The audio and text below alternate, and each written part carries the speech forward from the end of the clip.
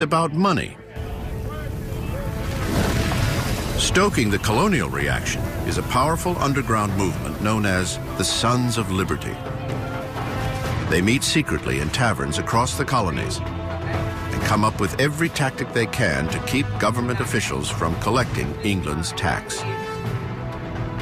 People really started forming alliances between kind of street theater, street gangs, and merchants and artisans, and figuring out ways to all work towards the common cause, which is to repeal the Stamp Act.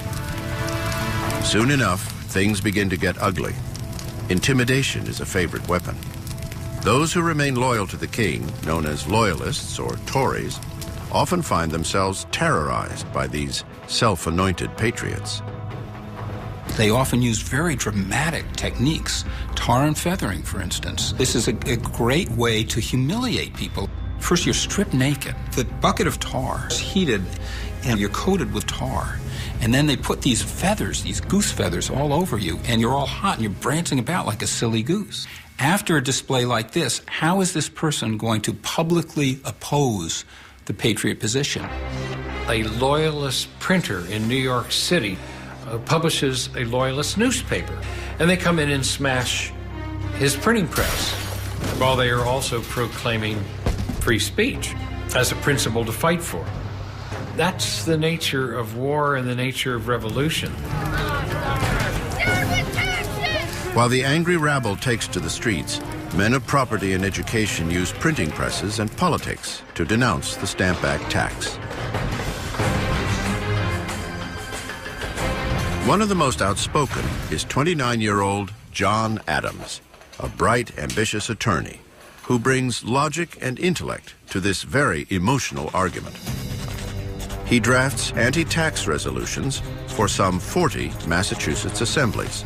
We have always understood it to be a grand and fundamental principle of the English Constitution that no free man should be subject to any tax to which he has not given his own consent. John Adams. Adams has always envisioned great things for himself, and the cause of liberty presents the opportunity of a lifetime.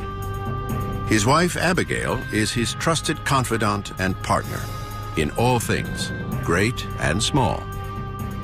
I think it's hard to overestimate the importance of Abigail Adams. I mean, not only is she more than an equal partner to her husband, but she comes to this contest with really perfectly formed ideas about which she feels passionately.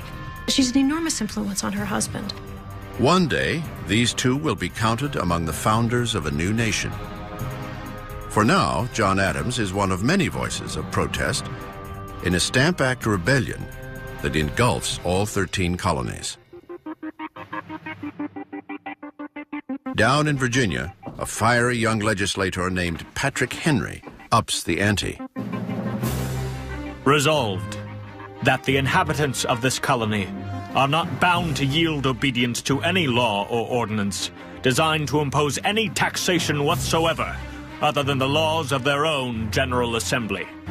Patrick Henry. In other words, no taxation without representation. Henry's Virginia resolves become a radical touchstone for all the colonies.